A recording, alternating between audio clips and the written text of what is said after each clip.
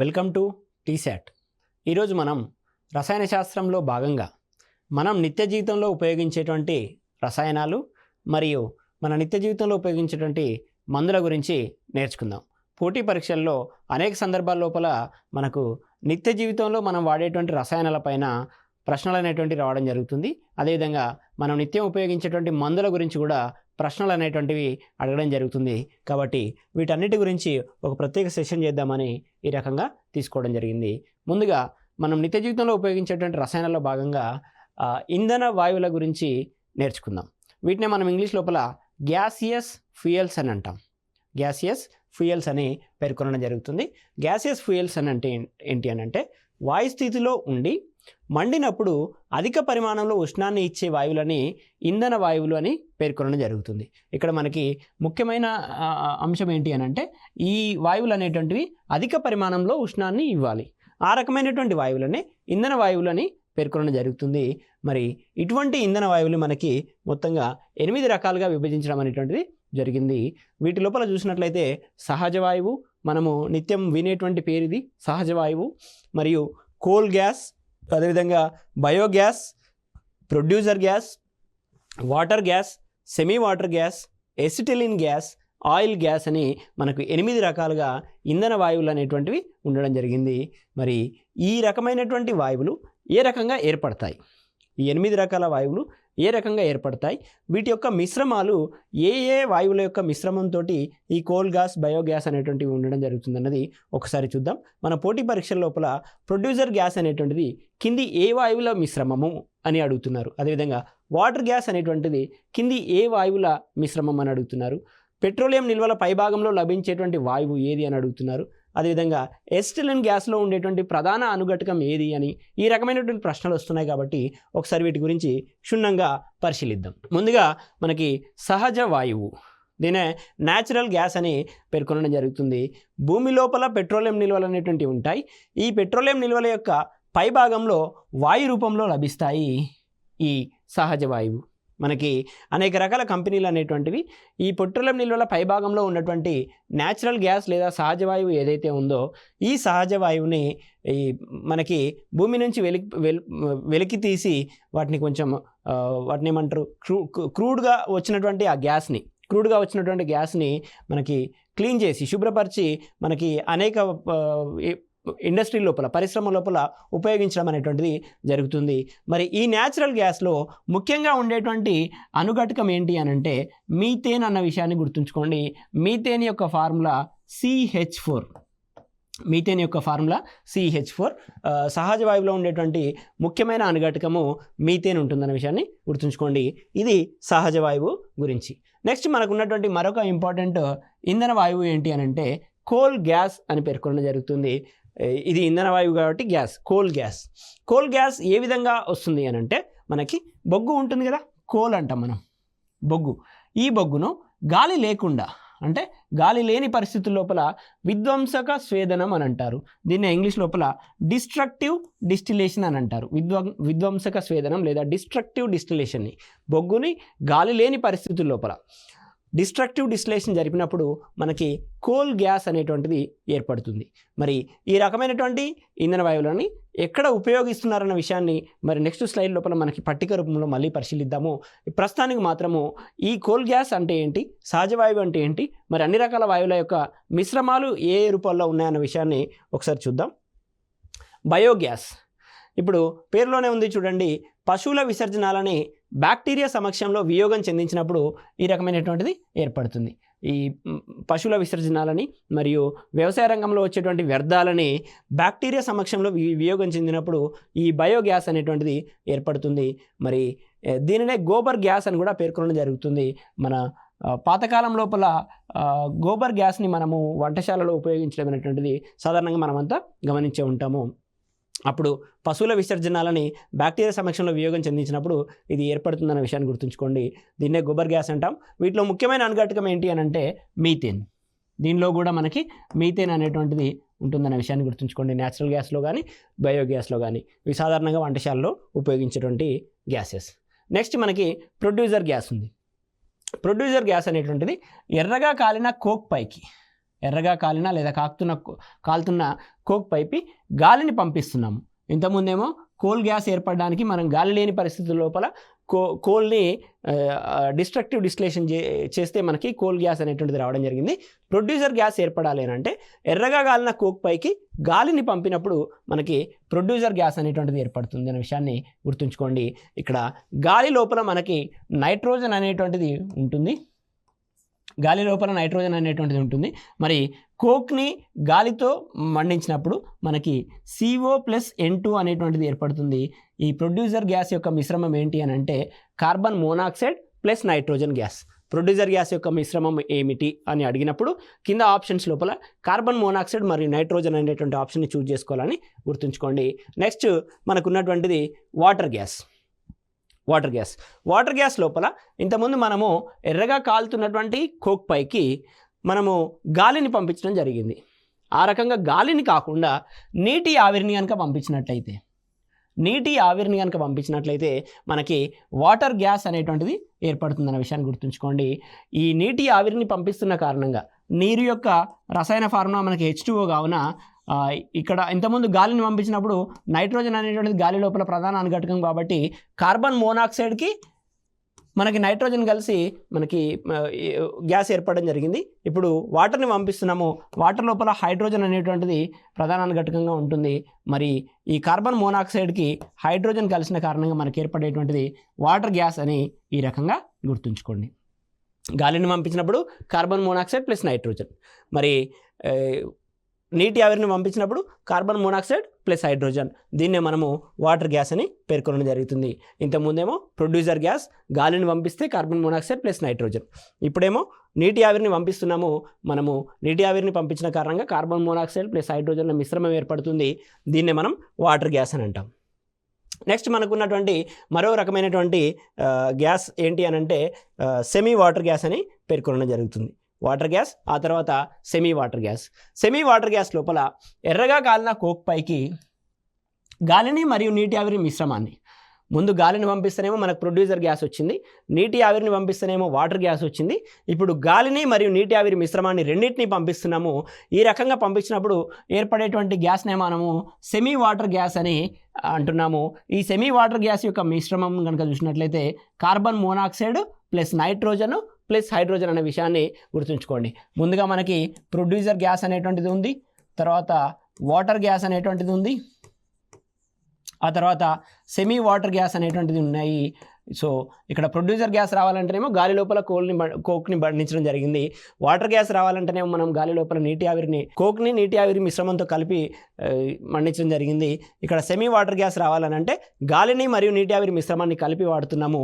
ఇక్కడ producer gas అనేటువంటిది carbon monoxide plus నైట్రోజన్ల యొక్క మిశ్రమంగా, వాటర్ గ్యాస్ అనేటువంటిది కార్బన్ మోనాక్సైడ్ ప్లస్ హైడ్రోజన్ల మిశ్రమంగా ఉంటే, సెమీ వాటర్ గ్యాస్ అనేటువంటిది carbon monoxide plus hydrogen plus nitrogen అనేటువంటిది ఉంటుందన్న విషయాన్ని గుర్తుంచుకోండి.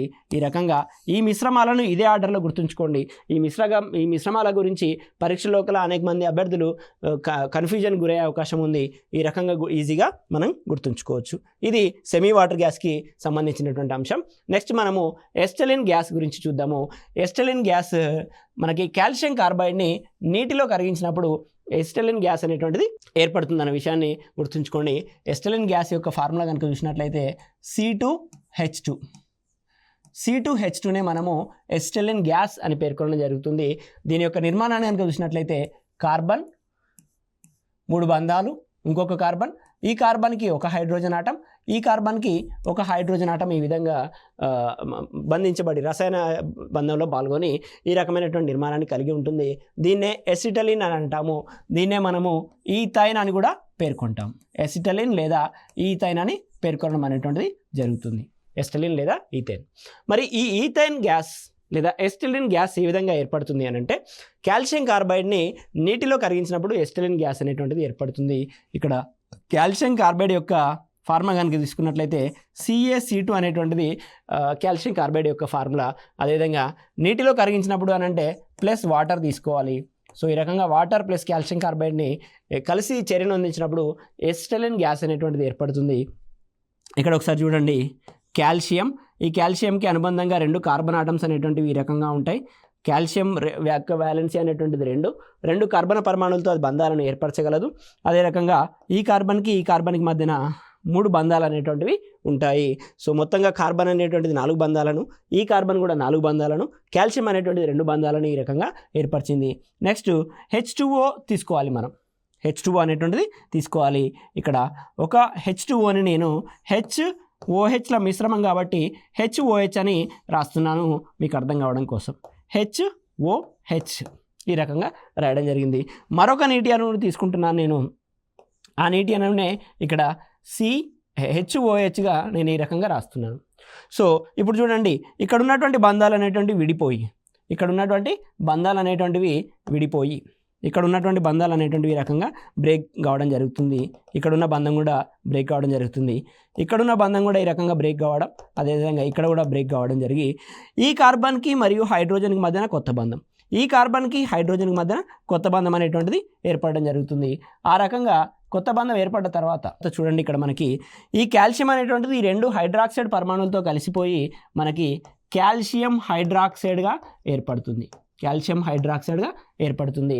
నెక్స్ట్ మనకు మిగిలిపోయినటువంటిది కార్బన్ హైడ్రోజన్ మధ్యలో 3 బంధాలు. ఈ కార్బన్కి 3 బంధాలతో మరో కార్బన్, ఇక్కడ ఒక హైడ్రోజన్, ఇక్కడ ఒక హైడ్రోజన్. ఇప్పుడు చూడండి, ఇక్కడ నేను ఇచ్చినటువంటి నిర్మాణం ఏదైతే ఉందో ఈ నిర్మాణం మరియు ఈ నిర్మాణం అనేటువంటిది 2 సేమ్గా ఉన్నాయా లేవా? సో దీన్నే మనము ఎస్టిలిన్ గ్యాస్ అని అంటాము. ఈ రకంగా కాల్షియం కార్బైడ్ని నీటిలో కరిగించినప్పుడు ఎస్టిలిన్ గ్యాస్ అనేటువంటిది ఏర్పడుతుంది. సో దీన్నే మనము ఆక్సీ ఎస్టిలిన్ ఫ్లేమ్ లోపల మనం ఉపయోగిస్తాము. ఆక్సీ ఎస్టిలిన్ ఫ్లేమ్ లోపల అంటే ఈ ఎస్టిలిన్ గ్యాస్ని ఆక్సిజన్ సమక్షంలో మండించినప్పుడు ఏర్పడేటువంటి ఫ్లేమ్నే ఆక్సీ ఎస్టిలిన్ ఛార్జ్ అని అంటాము. దాని తెలుగులో ఆక్సీ ఎస్టిలిన్ జ్వాలగానే ఇక్కడ రాయడం జరిగింది. ఈ జ్వాల అనేటువంటిది అత్యధిక ఉష్ణోగ్రతలని కలిగించడం అనేటువంటి జరుగుతుంది. సో దీన్ని మండించినప్పుడు మనకి వచ్చేటువంటి ఆక్సీ ఎస్టిలిన్ ఫ్లేమ్ ఏదైతే ఉందో ఈ ఆక్సీ ఎస్టిలిన్ ఫ్లేమ్ అనేటువంటిది 3500 డిగ్రీ సెల్సియస్ ఉష్ణాన్ని ఇస్తుంది. సాధారణంగా దీన్ని వెల్డింగ్ లోపల వాడతారు. సో ఇది ఎస్టిలిన్ గ్యాస్కి సంబంధించినటువంటి సమాచారం. నెక్స్ట్ మనకు ఉన్నటువంటి మరొక ఇంధన వాయువే ఆయిల్ గ్యాస్ అని అంటాము. ఇది సాధారణంగా కిరోసిన్ని గాలి లేకుండా ఉష్ణ వియోగం చెందించినప్పుడు ఆయిల్ గ్యాస్ అనేటువంటిది ఏర్పడుతుంది. సో కిరోసిన్ని గాలి లేకుండా, గాలి సమక్షంలో కాకుండా గాలి లేకుండా ఉష్ణ వియోగం చెందించినప్పుడు మనకి ఈ ఆయిల్ గ్యాస్ అనేటువంటిది ఏర్పడుతుంది. నెక్స్ట్ వీటిని ఒక పట్టిక రూపం లోపల మరియు వాటి యొక్క ఉపయోగాలను కూడా ఇక్కడ చూద్దాం మనం. ఇక్కడ నేను ఇంధన వాయువుని ఇవ్వడం జరిగింది, అదేవిధంగా వాటి యొక్క సంఘటనను కనుక చూడడం జరిగింది. ఆ రకంగా ఇక్కడ ఉపయోగాలను కూడా ఇవ్వడం జరిగింది. ఇక్కడ సహజ వాయువు అనేటువంటిది ప్రధాన అనుఘటకంగా మీథేన్ అనేటువంటిది ఉంటుంది. ఇక్కడ మీథేన్ అనేటువంటిది 85%గా మనం ఇక్కడ చూడవచ్చు. మీథేన్ అనేటువంటిది 85%గా ఉంది. అదేవిధంగా కొద్ది పరిమాణంలో C2H6 అనేటువంటిది ఉంది.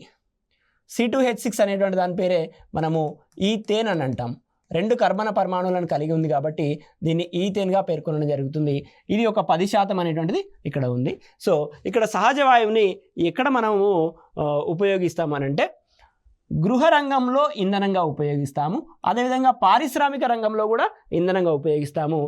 అంతేకాకుండా కర్బన సమ్మేళనాల తయారీ, ఆర్గానిక్ కాంపౌండ్స్ ఏవైతే ఉన్నాయో ఆ కర్బన సమ్మేళనాల తయారీ లోపల కూడా ఈ సహజ వాయువుని ఉపయోగిస్తాం. దీన్నే మనం న్యాచురల్ గ్యాస్ అని అంటాము.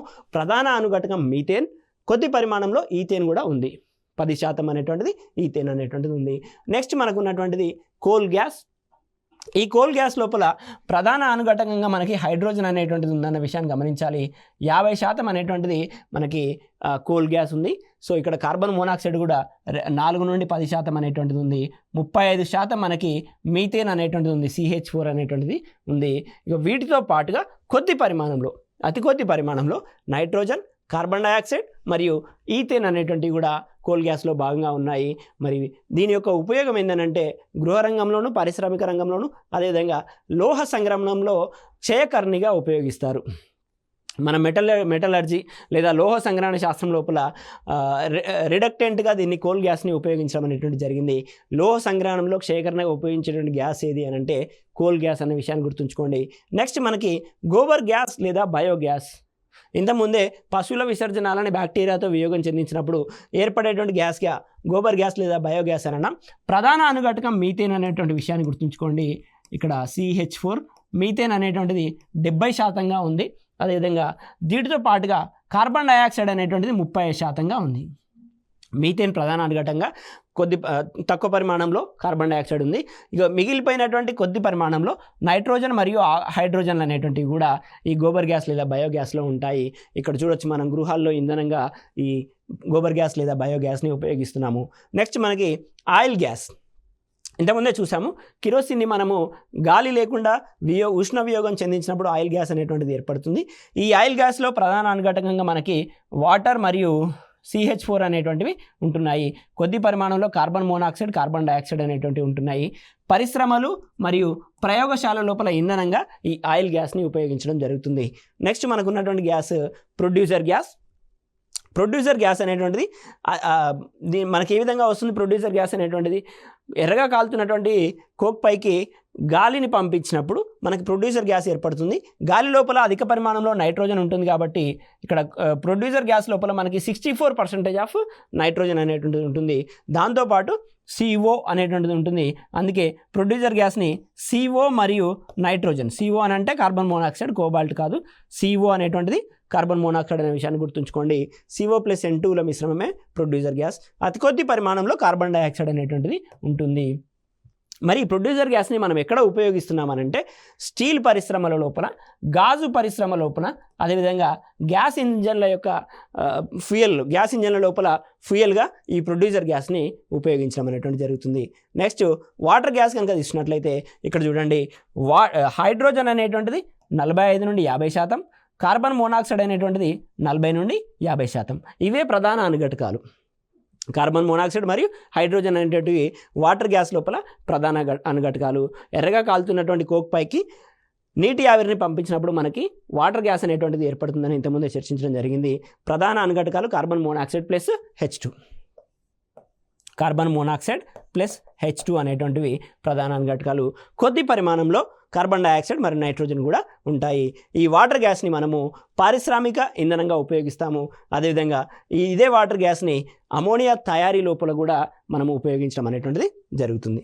నెక్స్ట్ మనము మిగిలిన రకాల వాయు ఇంధనాల గురించి మరియు ఇతర కొన్ని రకాల రసాయనాల గురించి ఈ పట్టిక లోపల చూద్దాము. ఇప్పుడే మనం వాటర్ గ్యాస్ గురించి చర్చించడం జరిగింది. నెక్స్ట్ మనకు ఉన్నటువంటిది సెమీ వాటర్ గ్యాస్. ఈ సెమీ వాటర్ గ్యాస్ అనేటువంటిది ఎర్రగా కాలుతున్నటువంటి కోక్ పైకి నీటి ఆవిరిని మరియు గాలిని రెండింటిని పంపిస్తే ఏర్పడేటువంటిది సెమీ వాటర్ గ్యాస్. అందుకే ఇక్కడ మనకి హైడ్రోజన్ ఉంది, కార్బన్ మోనాక్సైడ్ ఉంది, నైట్రోజన్ అనేటువంటిది ఉంది. అతి కొద్ది పరిమాణంలో 1 నుండి 12% వరకు CH4 అనేటువంటిది, అదే మీథేన్ అనేటువంటిది ఉండడం జరిగింది.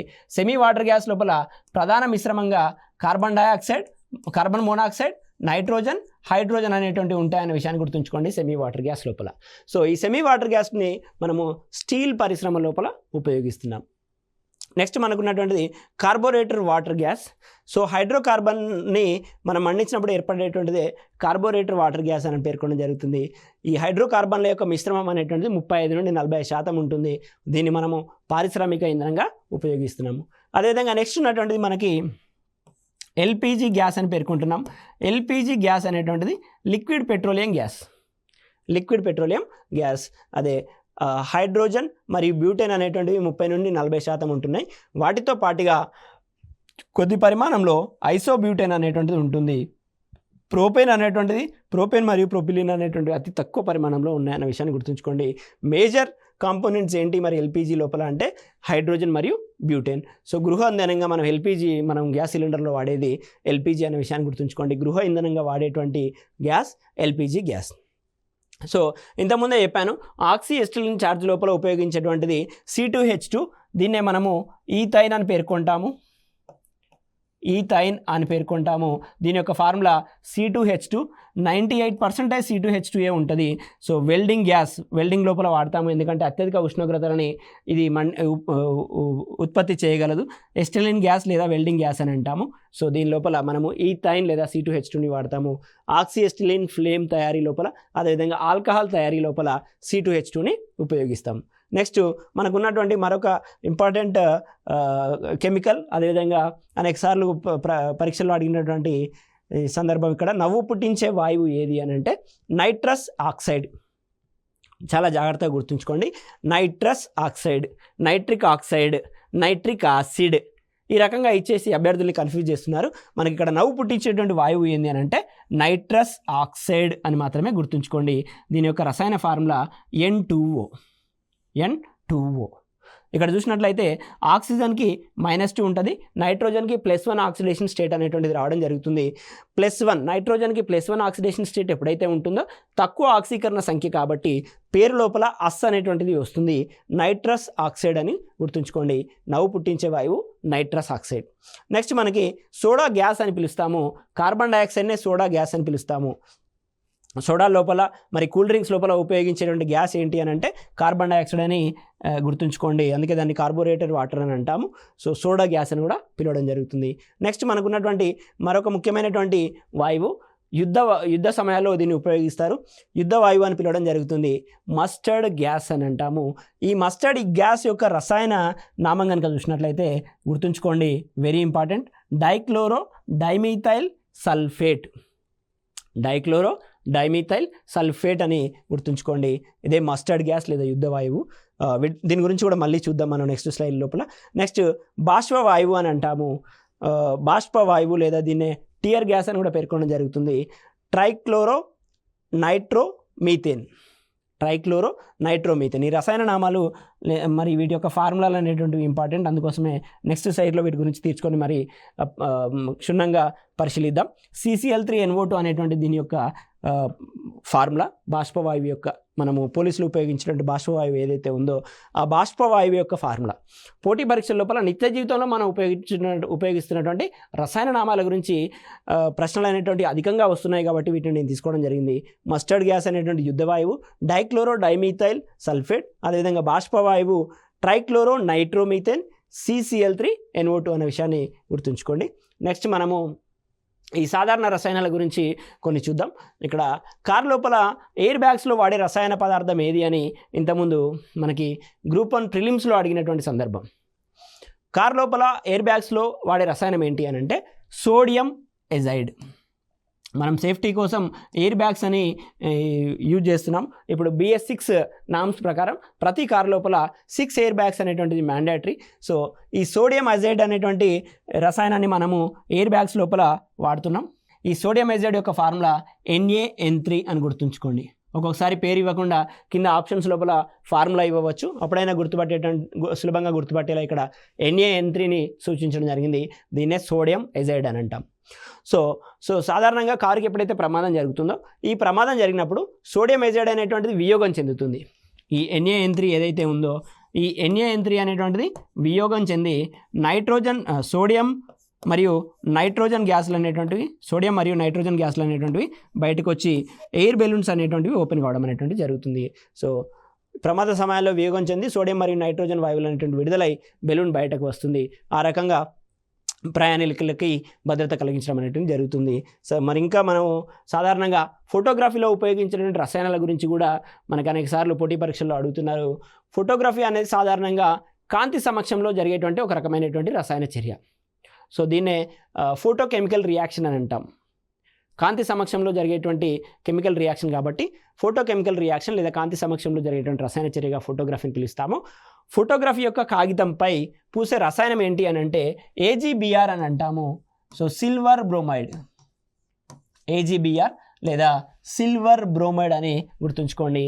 అదేవిధంగా ఫోటోగ్రఫీలో స్థిరీకరణిగా మనకి స్టెబిలైజర్ అని అంటాము. స్టెబిలైజర్గా ఉపయోగించేది హైపో ద్రావణాన్ని మనము ఫోటోగ్రఫీ లోపల స్థిరీకరణిగా ఉపయోగిస్తాము, స్టెబిలైజర్గా ఉపయోగిస్తాము. నెక్స్ట్ డెవలప్ చేసిన బ్లాక్ అండ్ వైట్ ఫోటోగ్రాఫ్లో నల్లగా కనిపించేది సిల్వర్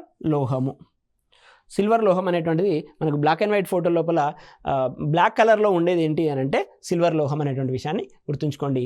ఇవి ఫోటోగ్రఫీలో వాడేటువంటి రసాయనాలు. సిల్వర్ బ్రోమైడ్ కాగితంపై పూసే రసాయనం, అదేవిధంగా హైపో అనేటువంటిది స్టెబిలైజర్గా, మరియు బ్లాక్ అండ్ వైట్ ఫోటో లోపల బ్లాక్ కలర్లో ఉండేది ఏంటి అని అడిగితే సిల్వర్ లోహం అనేటువంటి విషయాన్ని గుర్తుంచుకోండి. నెక్స్ట్ మనకి కొన్ని రకాల గ్యాస్లు అనేటువంటివి ఇంతకుముందు చెప్పినట్లు ముఖ్యమైనటువంటి ఉన్నాయి. వాటిని ప్రత్యేకంగా ఒకసారి చూద్దాం. ఫాస్జిన్ మరియు క్లోరోపిక్రిన్ మస్టర్డ్ గ్యాస్. ఫాస్జిన్, క్లోరోపిక్రిన్ మరియు మస్టర్డ్ గ్యాస్లను రసాయన యుద్ధాల్లో ఉపయోగిస్తారు. ఈ ఫాస్జిన్ యొక్క ఫార్ములా కనుక చూసినట్లయితే కార్బోనైల్ క్లోరైడ్ అని అంటాం, COCl2. ఫాస్జిన్ అనేటువంటిది COCl2. సో ఎప్పుడైతే కార్బన్ మోనాక్సైడ్కి క్లోరిన్ని కలుపుతామో అప్పుడు COCl2 అనేటువంటిది ఏర్పడడం జరుగుతుంది. సో కార్బన్ మోనాక్సైడ్ అని అంటే CO ప్లస్ Cl2ను కలిపినప్పుడు మనకు సింపుల్గా COCl2 అనేటువంటి ఫాస్జిన్ వాయువు ఏర్పడుతుంది. ఇది విషపూరితమైనటువంటి వాయువు. సో ఇది పీల్చినప్పుడు మృత్యు సంభవించేటువంటి అవకాశాలు ఉంటాయి. సో కార్బన్ మోనాక్సైడ్ క్లోరిన్ కలిపి COCl2ను తయారు చేస్తారు. నెక్స్ట్ మనం చూసినట్లయితే మస్టర్డ్ గ్యాస్ అని పేర్కొంటున్నాము. మొదటి ప్రపంచ యుద్ధంలో ఉపయోగించినటువంటి యుద్ధ వాయువు ఈ మస్టర్డ్ గ్యాస్. మనం ఇంతకుముందే చూసాము పట్టిక లోపల మస్టర్డ్ గ్యాస్ అనేటువంటి యుద్ధ వాయువు. ఇథిలిన్ గ్యాస్కి సల్ఫర్ మోనోక్లోరైడ్ని కలిపినప్పుడు ఈ మస్టర్డ్ గ్యాస్ అనేటువంటిది తయారవుతుంది. ఇథిలిన్ గ్యాస్కి సల్ఫర్ మోనోక్లోరైడ్ని కలిపినప్పుడు ఈ యుద్ధ వాయువు అనేటువంటిది తయారవడం జరుగుతుంది. ఈ యుద్ధ వాయువునే మనం మస్టర్డ్ గ్యాస్ అని పేర్కొంటున్నాము. డైక్లోరో డైఈథైల్ సల్ఫోనైల్ క్లోరైడ్ అని ఇంతకుముందు చూసాము. నెక్స్ట్ క్లోరోపిక్రిన్, మరొక శాంతి భద్రతల కోసం పోలీసులు ఉపయోగించినటువంటి మరొక రకమైనటువంటి వాయువు క్లోరోపిక్రిన్ అని పేర్కొంటాము. ఈ క్లోరోపిక్రిన్నే టియర్ గ్యాస్ అని అంటాము. సాధారణంగా జనాలు గుమిగూడినప్పుడు చెదరగొట్టడానికి పోలీసులు ఉపయోగిస్తుంటారు. ఈ టియర్ గ్యాస్ కారణంగా మన కళ్ళలో నుంచి నీళ్లు రావడం అనేటువంటి జరుగుతుంది. కళ్ళు మంటెక్కి నీళ్ళు రావడం జరుగుతుంది. కాబట్టి దీన్ని టియర్ గ్యాస్ అని పేర్కొంటున్నాము. దీని యొక్క ఫార్ములా కనుక చూసినట్లయితే CCl3NO2. CCl3NO2 అనేటువంటిది క్లోరోపిక్రిన్ యొక్క ఫార్ములా. క్లోరోఫామ్కి ఏ విధంగా తయారు చేస్తారనంటే క్లోరోఫామ్ అంటే CHCl3 ఏదైతే ఉందో ఈ CHCl3కి నైట్రిక్ యాసిడ్ని HNO3ని CHCl3కి HNO3ని కలిపినప్పుడు మనకి ఈ CCl3NO2 అనేటువంటిది తయారు కావడం జరుగుతుంది. ఇవి 3 రకాలైనటువంటి యుద్ధ వాయువుల గురించి. నెక్స్ట్ మనకు సాధారణ నిత్య జీవితంలో మనము ఎప్పుడు వినేటువంటి సందర్భం ఇది, ఈ రకమైనటువంటి కళ్ళుని కల్తీ చేయడం అనేటువంటి జరుగుతుంది. ఈ కల్తీ కళ్ళులో ఉపయోగించేటువంటి రసాయనాలు కనుక చూసినట్లయితే కల్తీ కళ్ళు లోపల నురుగ కోసం ఉపయోగించేటువంటి రసాయనం ఏంటి అని అంటే క్లోరాల్ హైడ్రైడ్ అనేటువంటిది మనకి నురుగ కోసం, మరి అదేవిధంగా మత్తు కొరకి డయాజోఫామ్ని ఉపయోగించడం జరుగుతుంది. ఈ 2 రకాల రసాయనాలని మనము కల్తీ కళ్ళులో చూడవచ్చు. సో గుర్తుంచుకోవాల్సినటువంటి సామాజిక అంశం కాబట్టి గుర్తుంచుకోవాల్సినటువంటి సందర్భం. ఇప్పుడు మనము నిత్య జీవితంలో ఉపయోగించేటువంటి మందుల గురించి చూద్దాము. ఇక్కడ అనాల్జెసిక్ అంటే ఏంటి, మరి యాంటీబయాటిక్ అంటే ఏంటి, యాంటీసెప్టిక్ అంటే ఏంటి అని ఒకవైపు ఇస్తూ మరోవైపు వాటి యొక్క యాక్షన్స్ని ఇస్తూ జతపరచమని అడిగినటువంటి సందర్భము. అనాల్జెసిక్స్ అని ఉంది. ఇక్కడ అనాల్జెసిక్ అని అంటే మనకు నొప్పిని తగ్గించేటువంటి మందులనే అనాల్జెసిక్స్ అని అంటాము. ఇక్కడ చూడండి రిలీవింగ్ పెయిన్ అని ఇచ్చాను. ఆస్ప్రిన్, అనాల్జిన్, సెరిడాన్, అనాసిన్ అనేటువంటివి. ఆస్ప్రిన్ ట్యాబ్లెట్, అనాల్జిన్ అనేటువంటి ట్యాబ్లెట్ మరియు సెరిడిన్ అనేటువంటి ట్యాబ్లెట్, అనాసిన్ అనేటువంటి ట్యాబ్లెట్ అనాల్జెసిక్స్గా నొప్పిని తగ్గించడంలో ప్రధాన పాత్రను పోషిస్తాయి. అదేవిధంగా అనాల్జెసిక్ నార్కోటిక్ అని అంటున్నాం. టెన్షన్ని, పెయిన్ని మనకి తగ్గిస్తూ ఉంటాయి. సో మనకి అన్కాన్షియస్నెస్ని కూడా మనకి కలిగిస్తాయి. వీటినే ఓపియం మరియు హెరాయిన్, పెథిడిన్ అండ్ కొడినిన్ అండ్ మార్ఫైన్ అనే రకరకాల మందులు అనేటువంటివి అనాల్జెసిక్ నార్కోటిక్ నాడీ సంబంధిత మందులుగా వీటిని ఉపయోగించడం జరుగుతుంది. నెక్స్ట్ యాంటీబయాటిక్, ఇన్ఫెక్షన్ని తగ్గించడం లోపల, మైక్రో ఆర్గానిజంని చంపడం లోపల ఉపయోగపడేటువంటి మందులనే యాంటీబయాటిక్స్గా మనం పేర్కొనడం జరుగుతుంది. సో మనకి జ్వరం వచ్చినప్పుడు కానీ ఏదైనా ఇన్ఫెక్షన్ వచ్చినప్పుడు కానీ యాంటీబయాటిక్ తీసుకోమని చెప్తారు. సో ప్రధానంగా మనకు పెన్సిలిన్ అనేటువంటిది, స్ట్రెప్టోమైసిన్ అనేటువంటిది, యాంపిసిలిన్ అనేటువంటిది, అమాక్సిసిలిన్, ఇన్ని రకాలైనటువంటి మరికొన్ని రకాలైనటువంటి యాంటీబయాటిక్స్ని కూడా ఇక్కడ ఎగ్జాంపుల్గా చూపించడం జరిగింది. ఇక్కడ చూడండి, ప్రొడ్యూస్డ్ బై మైక్రో ఆర్గానిజం. ఇవి సూక్ష్మజీవులతోనే తయారు చేయబడతాయి కానీ సూక్ష్మజీవులను చంపడంలో ఉపయోగపడతాయి అనే విషయాన్ని గుర్తుంచుకోండి. Next antiseptics. మనకు ఇన్ఫెక్షన్ అయినప్పుడు ఏదైనా సెప్టిక్ కాకుండా ఉపయోగించేటువంటి మందులనే యాంటీసెప్టిక్స్ అని అంటాము. Prevent the growth of micro organism or kill them but not harmful to the living tissues అని అంటాము.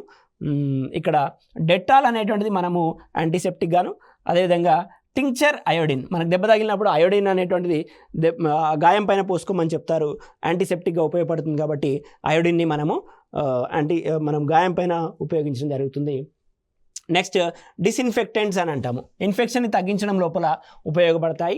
సో 1% ఫీనాల్ అనేటువంటిది, అదేవిధంగా chlorine, sulphur dioxide chlorine, carbonyl chloride, bleaching powder అనేటువంటిది మనము నీటిని శుభ్రం చేయడం లోపల, మైక్రో ఆర్గానిజంలను చంపడం లోపల కూడా ఉపయోగిస్తాము.